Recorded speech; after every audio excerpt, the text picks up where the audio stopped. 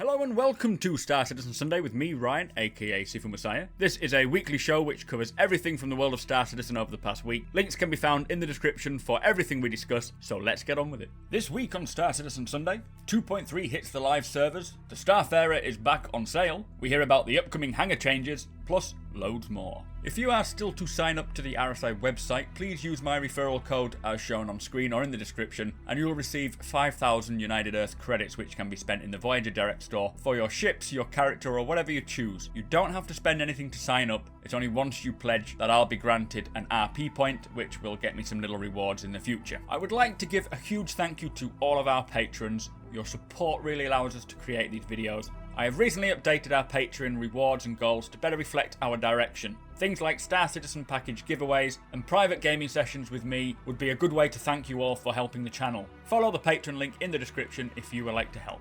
So 2.3 finally came to the live servers. With this brought the incredible Starfarer into the hangar, the flight-ready Jean Scout, 2 new FPS weapons, which are the Arrowhead Sniper Rifle and the Devastator Shotgun, lots of new FPS animations, 2 new power plants which can be swapped out in the holotable, plus lots of fixes and amends. The link to the patch notes will be in the description, so if you are interested in what is new exactly, do check that out. But if you want to check out my other videos highlighting some of the more interesting features of 2.3, do subscribe to my YouTube channel. It's a very exciting patch, lots of new stuff. There are still some issues, so if you are finding issues, don't get angry, just report them to the Issue Council. Again, the link will be in the description for the Issue Council, and enjoy. So this week we had a 10 for the developers, we had a lead vehicle artist and an associate technical artist. First question is, what have you been working on? And you say they've been working on the beginning stages of the Caterpillar, some white box work, and research and development on how paint wears on the metal inside Drake's ships, which is very cool, so over time your paint with inside the ships will actually wear away. They've also been helping to create ship setup levels and optimizing LODs on all the flyable ships currently in the game. Second question is, regarding optimization, are you aiming for more ships on screen considering people want large ship battles, and how are you managing this? Now they say there's lots of variables, every ship is its own puzzle, the goal is to get them down to the same level. When far away, ship's parts will degrade without you noticing, which is the LODs, the level of details at certain distances. There's no specific number as to how many ships they'll be able to create. It's more down to what people's PCs can handle, and this is the reason why they wanted it on PC, because console just couldn't handle it. But they do want it to be as smooth as possible, so there's a lot of balancing, a lot of work to be figured out yet.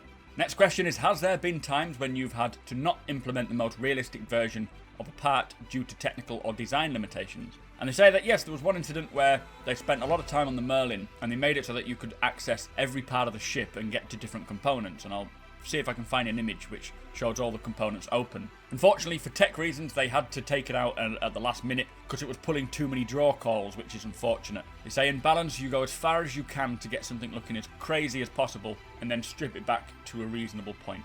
Next question, can you expand more on how or why the Caterpillar will be the benchmark for Drake ships and how it will affect ships like the Buccaneer, the Dragonfly, the Herald, and the Cutlass? And they say that the Caterpillar will be the first flagship for Drake. The Cutlass is from the old way, the old techniques that they used to use for making ships, and it needs upgrading. Lots of ships are now setting the example of the quality bar, and the Caterpillar is the first Drake ship that will define the look for Drake. After they've completed that, they will just reuse the textures, shape, language, etc., and apply that to the Cutlass and the rest of the Drake lineup, just unifying the look. A good example of this is the Starfarer and the Freelancer. They obviously look like they've been manufactured by MISC.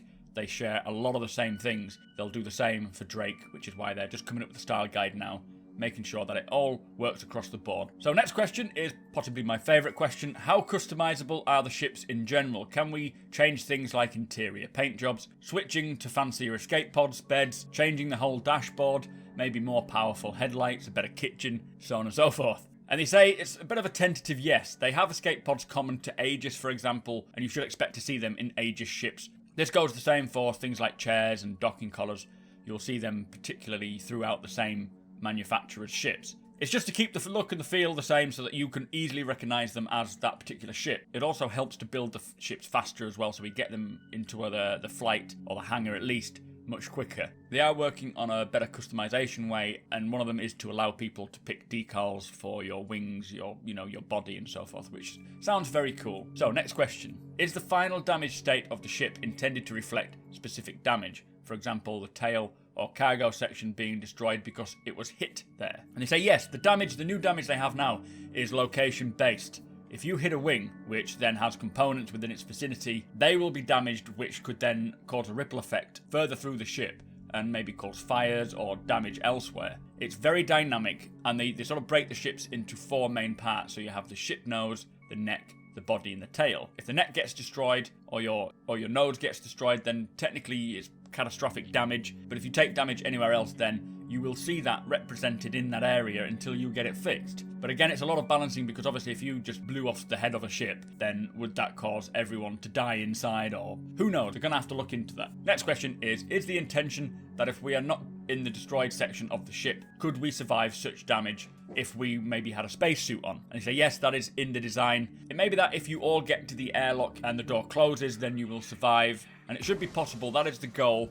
They are still figuring it out. But the issues that they have in mind is if the back of your ship gets destroyed and that's where all your power plants are housed, are you then stuck because you have no power? It's things like this that they just need to balance the realistic aspect to the fun aspect and make sure that it's not 100% realistic, because then it could just become really nightmarish. So, final question, do you have to consider the repair mechanic when designing damage states? And yes, they've got to think about how the player is going to repair this particular damage, the tools they have available, etc. Repair is still being fleshed out, and it's not what they started with. It's going to be more organic. Now they're building the internal supports for the ship as well. So for an example, if your wing gets shot through, you will see the interior, and it's all shader driven, not state driven like it was before, where you had certain states, like 4 different states. It's now all shader driven. But yes, they have to consider the repair mechanic while they design the damage states. Anyway, that was 10 for the developers. Some cool questions, not really much given out there, but still like the answers. So on to Around the Verse episode 2.24. Sandy and Ben start off by explaining how 2.3 is now obviously in PTU. We have had a couple more patches. Hopefully it'll go to live soon. Once that's in, they'll start working on 2.4, which will include some new surprises, they said. Also, it's the last few days of Star Traders Kickstarter. This is a board game created by 2 of the devs working on Star Citizen. It's not Star Citizen related, but do follow the link below if you wish to pledge. Straight on to news from around the verse, starting with CIG in LA. The main thing they mentioned was that they are starting the concept work on the Caterpillar for crew quarters, which will include bunk beds, kitchens, bathroom and an eating area, very much like we've seen with the Starfarer. Austin, Texas CIG, they're looking into remote storage. This is quite exciting. Spaces to store your items which are bought. So obviously persistence is coming, shopping is coming soon. They need to look into a place where we can hold our items, because if we buy the whole shop and all the items they sell, where will we put them? So they're thinking of hangar spaces which are being created. It's in the initial design phase. And again, it's all part of the shopping. Something called port modification, which is a system to allow you to customize your hangar. They have completely revamped the hangars, and you can walk around with your Mobi-Glass. I'll see if I can find some pictures of some UI they had for the Mobi-Glass a while ago. It probably won't look exactly like this, but this is the idea. You can find a port to switch out flare items, and then you can switch them in and out as you please. And you can also choose which ships go where in-game rather than having to do it from the website. They say it's kind of ready, it just needs to be prettied up with the UI, and then it's pretty much ready to come out. On to Foundry 42 in the UK, they are busy on the big ships, including the Idris and the Bengal Carrier, plus iterations on all the Vandal ships as well. They're also looking at other features, including your player's health, scanning and radar, vaulting and mantling prototype, and all the FPS weapons are being worked on. They're also looking into how to land in the back of capital ships, in particular the Idris. Now, Foundry 42 in Frankfurt, they say the cinematics team are busy blocking out cameras and characters, but they can't mention specifics. Weapons, again, they are testing new weapons and iterating on older weapons. Work has continued on cinematic tools. This is very important to enable people to do tasks much quicker within the cinematics, much like the ship pipeline we've seen earlier. Also, it's continued on procedural planet tech. They say it's going fairly good, making good progress, which didn't sound too positive, but fingers crossed we'll see the progress they have made soon. In terms of AI, they have made improvements to the characters moving along predefined paths and doing a full balance for AI as well. They've been sorting out the weapon accuracy for NPCs, pushing on subsumption, working on big landing zones, a large PU base, brainstorming on radars, and working on a big fight within Squadron 42 again. Nothing revealed really about what it is, and also Reputation 2.0. A lot of little secret words there that sound very exciting, but unfortunately nothing too concrete to go on. Now, Jared sat down with Aaron Roberts, who is Chris's brother. He's also the Foundry 42 studio director and global head of production. Very important chap. Foundry 42 is the UK office based in Manchester, and this is what is responsible for Squadron 42, so they are creating the full single-player campaign. Now, he's worked with his brother on games like the original Wing Commander, Privateer and Strike Commander, so they are very good together. Do check the link if you want to watch that. The wonderful world of Star Citizen this week with Jared was talking to Mr. Combustible, who has created the 3D printed Retaliator we see in the Reverse the Verse studio. Very, very talented chap. Very difficult to create these things. It's not as easy as just putting in some code and then out comes a Retaliator. There's so much more to it. Do check that out if you are interested. Most valuable post goes to Fastcart for his spreadsheet on all game packages. Again, link is in the description. And finally, there is no more any art sneak peeks. It is replaced with Fast Forward, which is a glimpse to all the new systems which are being worked on. Today they talked about the Auto Foley, which is your sounds that your characters make, and it's audio driven from the players. Each limb has its own sound. I'll play the video so you can watch it. It's very, very cool, and it just goes to show the type of fidelity that they are going to with this game. Something as simple as just the sound of your character. Do listen to it. It's worth watching.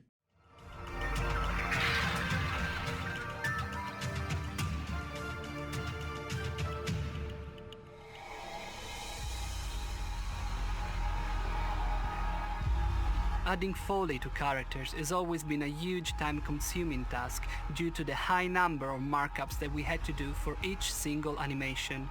We had to come up with a more automated solution, and so we built a system that drives audio directly from the player movements in-game. By doing so, we recorded a brand new set of sounds.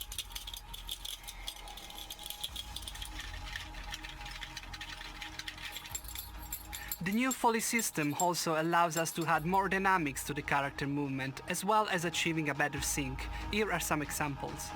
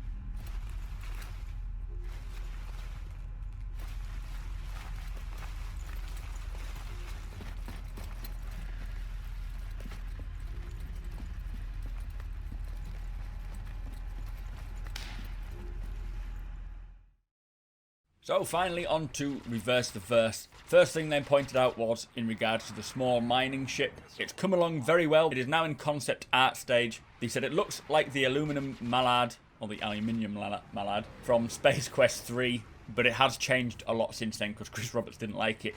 It's also likely to be the next concept sale, which is very, very exciting, and I'm really looking forward to seeing this actually. Not 100% sure about that, but good chance that it will come through next. The Carrack is still scheduled for a design pass of the interior. It needs a full workup of the interior. The Caterpillar has taken a little longer due to the Dragonfly integration, which is I think to do with how Drake ships will somehow work together in a particular way. They're working out the interior, and the systems will likely be the next big ship that we will see. The Adris is being finished up in the UK. They're doing some multiplayer testing in Squadron 42 stuff. Same goes for the Javelin. They are still, it's very far along. They are working on that still, but it's so exciting to see. I mean, the size of the Starfarer is minuscule compared to these two, and the Starfarer is huge. Priority is now on the Starfarer, making it flight ready. The Reliant is also very, very close. It's just polishing now. Likely we'll see it in 2.4 in some form, being hangar or flight. They're bringing the Vandal language creator in to give a lesson on how to speak Vandal someday, and an interview with him, which is really cool. UE patches are shipping within the next week. Dog tags are available till the 3rd of April. The Anvil mousepad will be available soon as well. We saw the sample. I'll try and find a picture for you. Pre-orders will be up next week, hopefully. Also, Jump Point 2 is printing soon. It'll be shipping around June-ish, maybe. There'll be more hoodies coming as well. And finally, when persistence comes online, things like melting ships, ship sales, transferring, etc. It's all going to be from web-based to being game-based. So still being worked on, but you'll be able to buy all these things in-game rather than having to use the website. Anyway, on to the Q&A part of the show. First question is about the Aurora rework, when it will be happening. And they say, yes, it's part of the long-term plan. It is actually the most popular ship is the Auroras. They're also going to do the Hornet and the 300 series rework. It's, as I say, a long-term plan. It's coming down the line. They are starting to think about the 300 rework, but that's it. Next question, how is the procedural generation coming along? He said it's coming along very well. Coming up on next week's ATV with the second part of Erin's interview, we will hear a little bit about that. Any update on the ship specs page rework? They say, yes, the mock-up is done. It looks very, very cool, but more things are taking priority at the moment. In regards to the M5A laser repeaters, which are the weapons on the Khartu Al, will they come to electronic access with the Khartu Al release? And they say no, but it will come later. 2.4 is a big component crunch. 2.3 is just a couple of new power plants, but 2.4, they say, is kind of making waves with the components and things. Next question, how is Nyx coming along? They say they're doing some layout changes. It looks amazing. They have just finished a new lighting pass, but they can't show anything yet. Next question is, which manufacturer will be making the new mining ship? And it's a MISC ship, which is pretty cool. Question after that is, what will the next profession be in-game? And you say it'll either be mining or cargo hauling. Obviously, they have the Constellation and Freelancer to do the cargo hauling, which is why they've made this mining ship, this small mining ship, in order to bring in mining as well. Also, Ben said that we'll see some more bounty hunting stuff too as the baby PU grows. Any updates on the Herald? It is in active development now. It went through a minor design change. You'll see more about it soon. The people who are working on the Khartu Al are now working on the Herald. Second to last question, will we be able to fly out of our hangars anytime soon? They say it's on the list, but they're not sure where on the list, so it'll happen, just not anytime soon. Final question, will we see a coordinate system soon? And they say yes, they are working on it now. Next week's ATV Fast Forward, we will see a way to find our way around space in EVA. So, very exciting. Lots of stuff coming down the pipeline. Nothing concrete to show, unfortunately, but that was RTV. Let me know your thoughts. So also this week, we had a new clean shop post highlighting the Cargo Olympics, a must-read for any hauler out there. The Esperia Vandal Blade has 2 Q&A posts answering questions regarding the ship. If you are interested in them, follow the links below. There was a work in progress post showing you the Jean Scout's development from beginning to now, and also a great post for the Starfarer with a new video which we saw at the beginning of Star Citizen Sunday, a magazine-esque pop-out showcasing the day in the life of a Starfarer operator, along with new stats and a floor plan. If you are after a Starfarer, they are $300 if you live in the US and $360 if you are in the EU. Don't forget, you can join me on Twitch every Monday, Wednesday and Friday between 7:30 and 10 BST. Currently, as we approach 1,000 followers, I will be giving away a $25 Star Citizen gift card at 950 and 1,000, courtesy of Captain Webby. On a quick side note, I just want to bring some attention to a Star Citizen community website called redacted.tv. It's a great place to get all the news on Star Citizen and also check out some of the YouTubers or Twitch streamers. Highly recommend signing up. The link is in the description. So that brings us to the end of the show. Thank you for watching and thank you to our subscribers, plus a massive thank you to our patrons as you make this possible. If you like what we do and want to help us make it better, follow the link in the description to our Patreon page to learn more.